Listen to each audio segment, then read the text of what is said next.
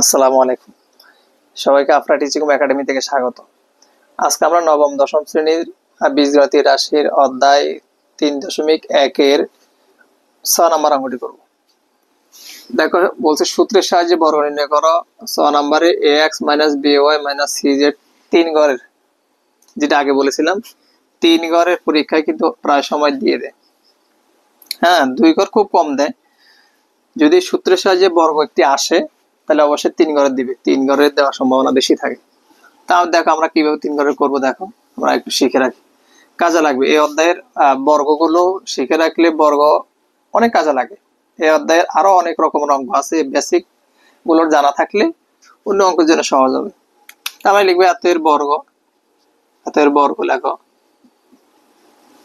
দেখো বর্গ কথার অর্থ হলো হোল স্কয়ার দিব, ax - by cz, এই যে বর্গ দিলাম, সমান ax - by, এটাকে আলাদা করলাম, মাইনাস cz। সূত্র বানানো যেহেতু এখানে ফার্স্ট ব্র্যাকেট দিয়েছি, এখানে সেকেন্ড ব্র্যাকেট দিয়ে হোল স্কয়ার দিলাম। এখন খেয়াল করো, আমরা এই অংশটুকুকে আমরা a ধরবো, এটাকে b ধরলে a - b হোল স্কয়ারের সূত্র হবে। এটাকে a, এটাকে b ধরলে a - b হোল স্কয়ারের সূত্র আসে।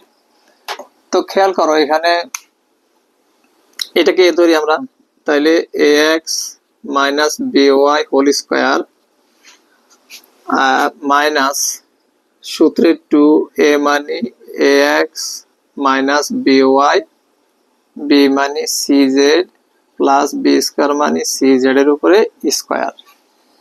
ওকে, প্রথম লাইন থেকে এই লাইন থেকে এই লাইনের পরিবর্তন হলো, এটা আমাদের a, এইটুকু b, তাহলে a স্কয়ার মাইনাস সূত্রের 2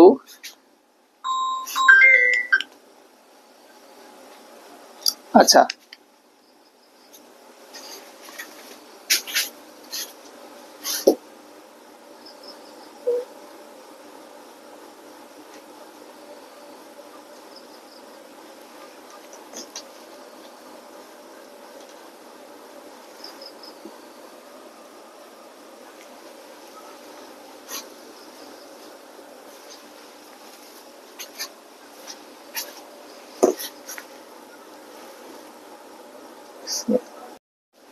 আচ্ছা আবার বলছি, একটু একটা ফোন আসাতে যেমন দেখো, এটাকে ভিতরলে a square minus 2ab plus b square.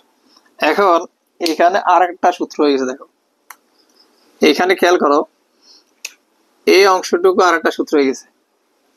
এইটাকে আমরা এই অংশটুকু a ধরবো, এটাকে b ধরবো, b ধরলে তাহলে a মাইনাস b স্কয়ারের সূত্র আবার সূত্র হয়ে গেছে। দেখো খেয়াল করো, 3 ঘরের গুলো একটু হিসাব করে বুঝে শুনে করতে হবে, অন্যথায় প্যাচ লাগিয়ে যাবে, রেজাল্ট মিলবে না। হ্যাঁ, খেয়াল করো, আমরা ax কে a ধরলে a স্কয়ার মাইনাস 2a মানে ax, b মানে by প্লাস b স্কয়ার মানে by এর উপর স্কয়ার।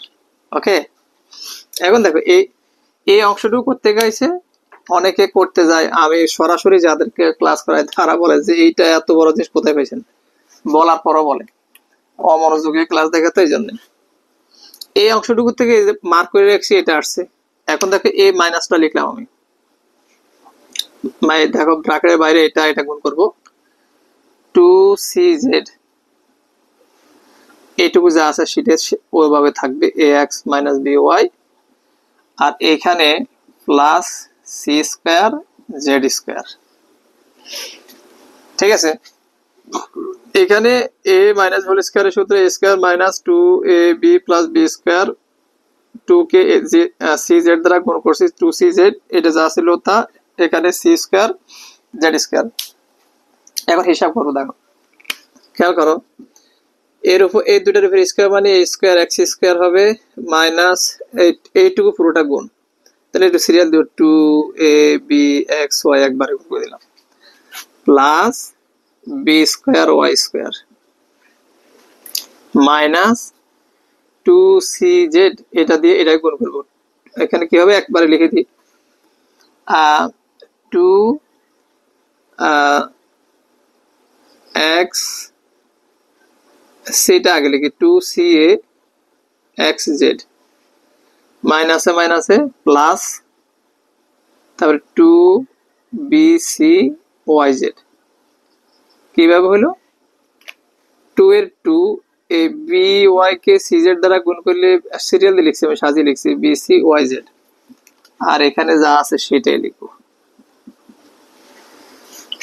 এখানে উত্তর হওয়ার কথা ওই সেম আগের ক্লাসে যেটা বলছি এখানে সাজানোর সিস্টেম আছে তুমি সাজা দিতে পারো তোমার উত্তরমালা সাজানো আছে a স্কয়ার x স্কয়ার তারপর plus b square y square square গুলো এক পাশে নিচ্ছি প্লাস c স্কয়ার আর z স্কয়ার তারপরে মাইনাস